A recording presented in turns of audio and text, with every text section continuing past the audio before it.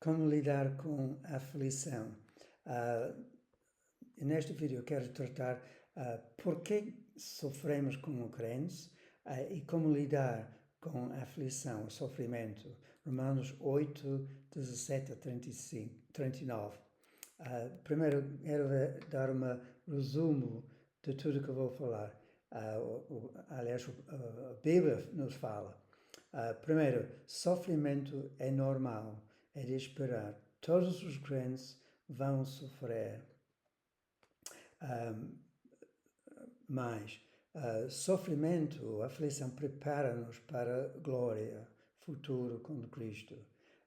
Sofrimento produz gemidos de frustração, gemidos dentro de nós. Sofrimento produz esperança e o Espírito produz intercessão em nós. Nós descobrimos o propósito do sofrimento, da aflição. Deus está ao nosso lado em todo o processo de sofrimento. A generosidade de Deus nós descobrimos. Cristo intercede por nós. A impossibilidade de ser separado do amor de Cristo. Um discípulo é chamado a tomar a sua cruz e seguir Cristo. A vitória está garantida em Cristo Jesus. O amor de Cristo é constante. Então, vamos ler o primeiro versículo, que é Romanos 8, 17, que diz: se somos filhos, então somos herdeiros de Deus e co-herdeiros com Cristo, se de facto participamos dos seus sofrimentos, para que também participemos da sua glória. Ou seja, nós somos chamados a sofrer com Cristo, por Cristo, por causa de Cristo. A nossa atitude, a nossa vida vai implicar sofrimento. Vamos ver em 2 Timóteo 3, 12, sobre isto um pouco mais. E Paulo escreveu em 2 Timóteo 3, 12.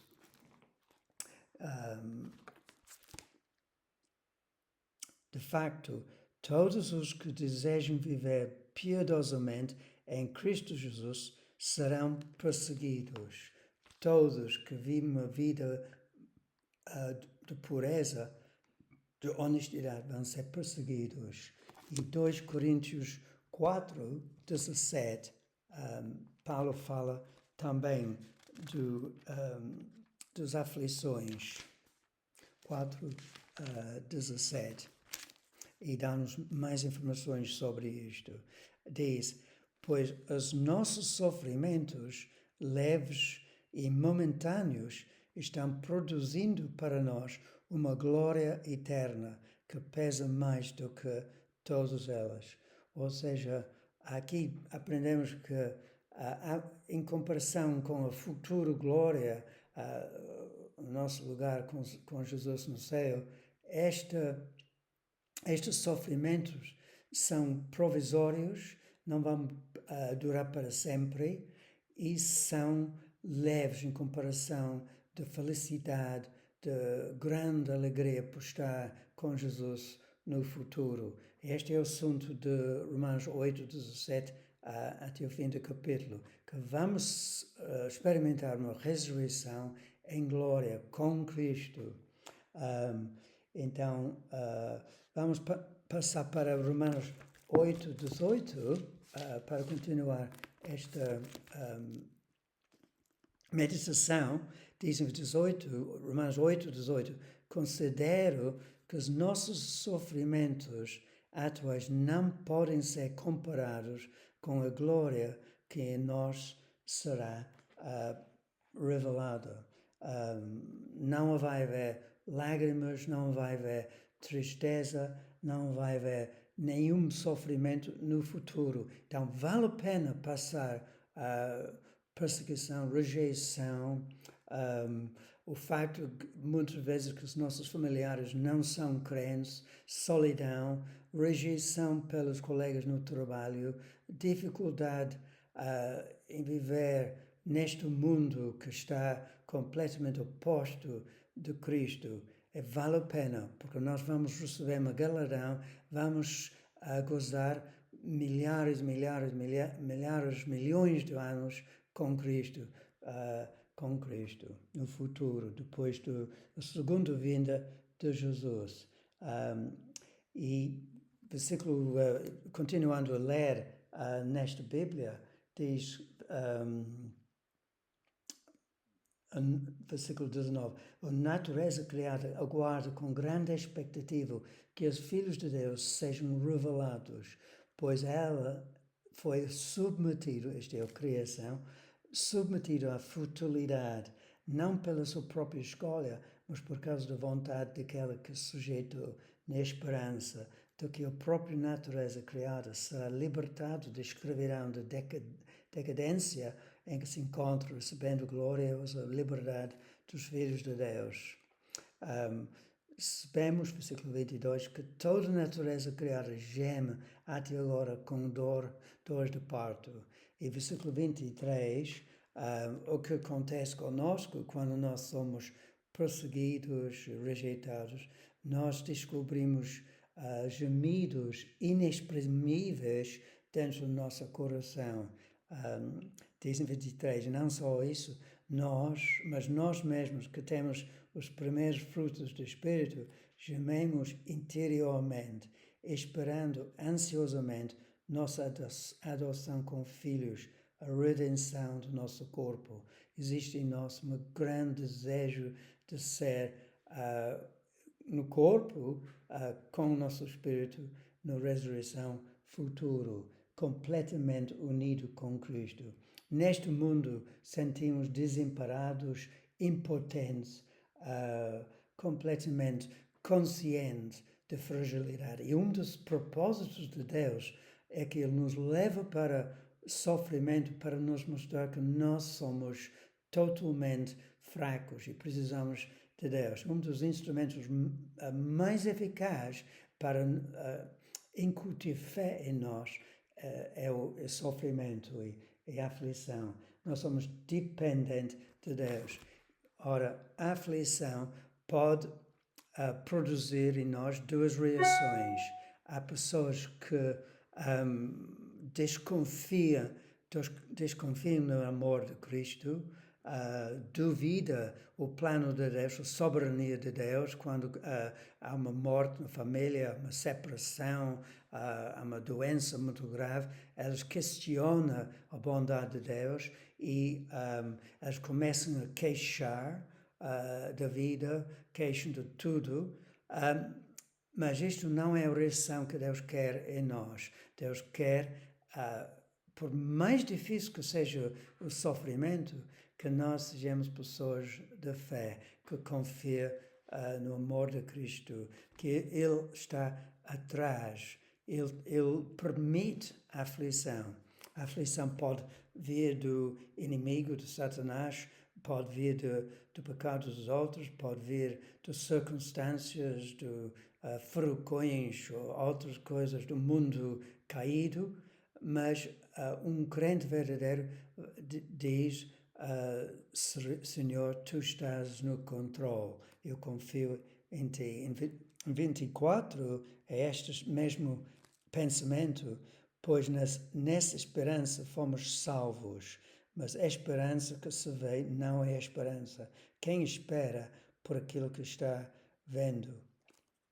Ou seja, quando nós sofremos, nós devemos olhar para cima, olhar para o futuro,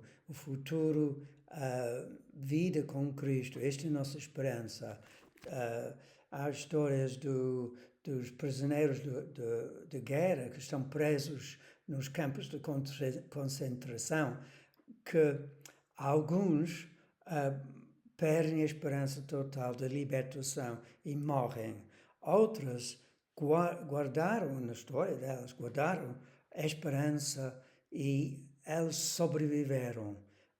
É interessante este pormenor. Se uma pessoa não tem esperança, ele entra em depressão, amargura, falta de fé e até ateísmo, uma apostasia, um desvio de Deus mesmo, e critica a igreja, critica a Deus e ira com Deus. E Deus não quer isto. Versículo 26, da mesma forma, desculpa, 25 primeiro, mas se esperamos que ainda não vemos, aguardamo-lo pacientemente. Isto é preciso muito paciência neste mundo para o futuro. Um crente já experimenta glória ou presença de Deus aqui nesta terra, apesar das circunstâncias, mas está à espera do futuro, vida de felicidade com Cristo. Versículo 26.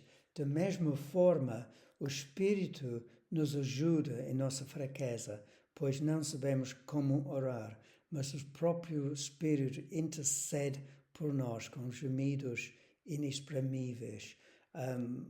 Quando existe uma tristeza tão grande em nossas vidas, às vezes nós chegamos a um ponto de não ter palavras mais, não tem oração, não tem como sobreviver. É tão forte e grave a dor dentro do nosso coração. Mas o Espírito Santo intercede por nós. Nós sentimos os gemidos do Espírito Santo em nós. Ele intercede por nós, Ele está ao nosso lado, intercedendo. E versículo 27 diz, aquela que sonda os corações, conhece a intenção do Espírito, porque o Espírito intercede pelos santos de acordo com a vontade de Deus. Glória a Deus, o Espírito Santo é nosso ajudador, ajuda-nos quando nós não sabemos orar. E ele leva-nos para uma maneira de oração também que é no Espírito. São as palavras que vêm do Espírito Santo. Também é importante reconhecer que quem recebeu o Espírito Santo com dom pode usufruir do dom das línguas e pode falar em línguas, mesmo quando não há palavras, falar em línguas para exprimir o inexprimível, para adorar a Deus, para clamar a Deus, invocar o nome de Deus, mesmo em uma linguagem que tu não aprendeste na escola. E vamos para o versículo 28. Existe um propósito em sofrimento e aflição. Sabemos que Deus age em todas as coisas para o bem daqueles que o amem, dos que foram chamados de acordo com o seu propósito. Deus age através do sofrimento. Ele molda as nossas vidas. Ele transforma-nos. Ele leva-nos para sermos mais moles, mais como Cristo, através de uma doença, através de uma tragédia em nossas vidas, se nós reagimos bem com Cristo. Ele age em todas as coisas. Não há nada que Deus não permite. As pequenas coisas mostram-nos as circunstâncias que Deus está no controle. E diz para o bem daqueles que o amam. Ou seja, Deus está um Deus bom. Ele ama-nos. E para os que amam Jesus e são chamados a Deus, Ele planeia todas as coisas para o nosso bem e pode utilizar as coisas mesmo ruins para nós pudéssemos aprender a perdoar, por exemplo, a entender os outros, a suportar dificuldades, ganhar paciência, etc. Ele tem um propósito. Se nós não cremos que há propósito no sofrimento, perdemos a esperança. Versículo 29. Pois, então, desculpa, eu devia ter dito que sofrimento não é aleatório, não é inútil, não é casual, não é à toa. Jesus tem algo, Ele vai fazer algo em nossas vidas através do sofrimento. Versículo 29. Pois aqueles que de antemão conheceu, também os predestinou para serem conformes à imagem do seu Filho, a fim de que ele seja primogênito entre muitos irmãos. Ou seja, Deus está a utilizar, como já tinha dito, eu já disse, utilizar sofrimento para lapidar as nossas vidas, para que nós possamos ser mais com a imagem de Cristo. Versículo 30. E aos que predestinou também chamou, aos que chamou também justificou, e aos que justificou também glorificou. Ou seja, nos olhos de Deus já estamos glorificados, já estamos preparados para Deus. É totalmente certo que os planos de Deus vão ser cumpridos se nós cooperarmos, que Ele vai nos preparar para a glória, para a presença de Deus, depois da segunda vinda de Jesus. Versículo 31.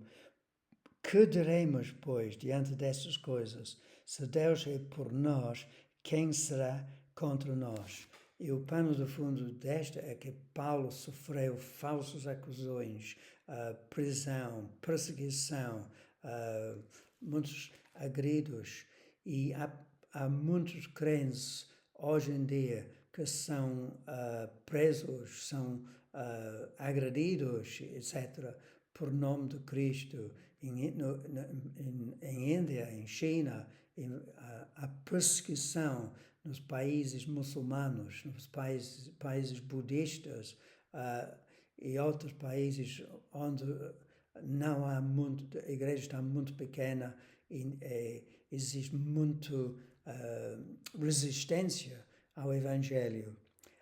Então, quem será contra nós quando nós somos acusados? Deus está ao nosso lado. Versículo 32.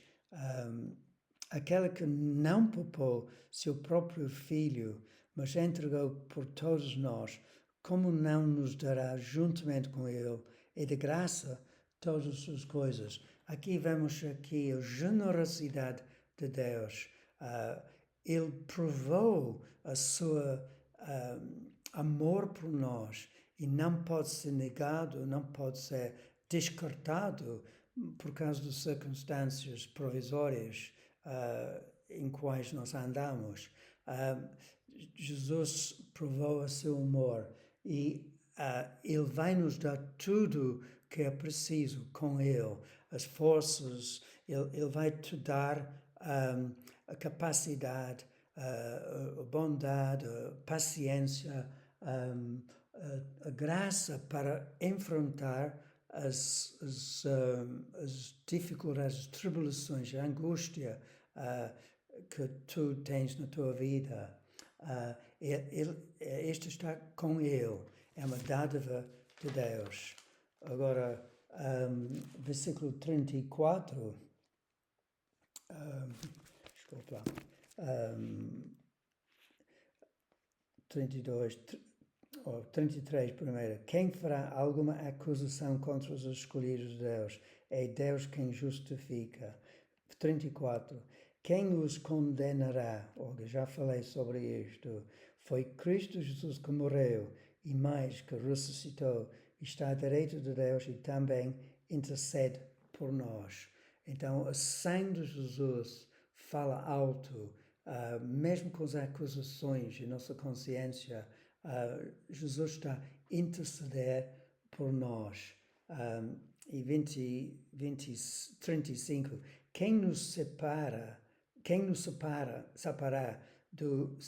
do amor de Cristo? Será tribulação, ou angústia, ou perseguição, ou fome, ou nudez, ou perigo, ou espada, nada pode nos separar do amor de Cristo. Tu não podes ser separado do amor de Cristo. É impossível. Mesmo com perigo na tua vida, ou separação da tua família, mesmo com desilusões na vida. Versículo 36, não é muito fácil, mas eu vou ler porque esta é a palavra de Deus. Como está escrito, por amor de ti enfrentamos a morte todos os dias. Somos considerados como ovelhas destinadas a matadouro. O que quer dizer isto? Vamos ser mortos todos os dias? Não. Nós somos chamados a negar a nós próprios para seguir Cristo, negar a nossa própria vontade em muitas áreas da vida para agradar a Deus. E em Mateus 16, 24, 25 Jesus diz, toma a sua cruz e segue-me. Toma a sua cruz, nega a si próprio. Então, isto vai envolver sofrimento, porque tu não vives, já não vives por si próprio, já não vives para prazer deste mundo. Podes gostar de futebol e outros desportos, mas a prioridade na tua vida é agradar a Deus e negar a si próprio o que tu queres na tua vida. E Deus, por amor, manda aflições para mostrar que tu podes, através dessas aflições, por exemplo, uma grande dificuldade com o marido ou com filhos, que tu podes, através do conforto que vais receber de Cristo, tu podes dar conforto aos outros. Quanto mais sofres e aprendes de Cristo, mais capacidade tu vais ter para ajudar as outras. Quando tu passas pelas águas profundas e aprendes como lidar com a aflição, não para rejeitar a aflição e rejeitar a vontade de Deus, mas aprender aquilo que Deus quer fazer na tua vida, tu vais ser usado grandemente por Deus. Mas se tu não aprendes e viver uma vida de amargura, de queixas, Deus não pode usar a tua vida da mesma forma. Versículo 37, mas em todas estas coisas somos mais que vencedores, não é por nós próprios, diz por meio daquela que nos amou. Então é sempre com a ligação com Cristo, com intimidade com Cristo, aprendendo de Cristo, ouvindo a voz de Cristo, que nós somos vencedores. E mais que vencedores, diz mais que vencedores. 38, pois estou convencido de que nem morte, nem vida, nem anjos, nem demónios, nem o presente, nem o futuro, nem quaisquer poderes, nem altura, nem profundidade, nem qualquer outra coisa na criação será capaz de nos separar do amor de Deus. Quem está em Cristo Jesus, que está em Cristo Jesus, nosso Senhor. Então, por mais que as circunstâncias sejam demais para ti, sejas encorajado que o amor de Cristo nunca vai largar da tua vida. Jesus nunca larga da tua vida. E na vida de Paulo, o apóstolo Paulo, Deus enviou um espinho na carne. Nós não sabemos o que foi este espinho. Alguns pensam que foi problema na visão, nos olhos. outros pensam que foi malária, outros acham que foi inimigos, e certamente Paulo tinha muitos inimigos do parte dos judeus. Nós não sabemos, mas ele diz, ele pediu a Deus 3 vezes para tirar o espinho na carne. E Deus diz, não, a minha graça é suficiente, a minha graça é aperfeiçoado em fraqueza. Caso eu fiz um erro nesta citação, vamos olhar para 2 Coríntios 2, 9, que diz, versículo 9, minha graça é suficiente para você, pois o meu poder, desculpe, não é graça, o meu poder se aperfeiçoa na fraqueza. Então, graças a Deus, apesar da nossa carne não gostar de aflição, isto é normal, nós não gostamos de carência financeira, não gostamos de doença, de separação com a nossa família, não gostamos de rejeição pelos colegas, ou quando nós vivemos uma vida piedosa, não gostamos de sofrer. Não é normal pensar que, graças a Deus, é sofrer na primeira reação, mas quando entendemos o propósito de Deus em nosso sofrimento, vale a pena. Então não desistes, não afasta de Deus com amargura, não queixas das suas circunstâncias, não aborrece quando estás aflito durante anos ou meses, com dificuldades no trabalho ou com certas coisas na tua vida. Deus está a trabalhar. Deus ama você, ama tu, e não vai largar, Ele não vai largar as mãos sobre ti. Ele intercede por ti, o Espírito Santo intercede por ti, e Cristo vai, afinal, glorificar a tua vida. Glorificar no sentido de enviar você para a glória. Tudo tem um propósito para produzir glória em tua vida, a presença de Deus. Pessoas que sofrem, mais crentes, eu estou a falar de crentes, que aprendem a lidar bem com a aflição, são pessoas preciosas, que brilham de Cristo, brilham de alegria. Claro que nem sempre, mas alguma luz sai dos rostos delas, porque elas encontraram Cristo no meio da aflição. Que Deus abençoe a tua vida. Amém.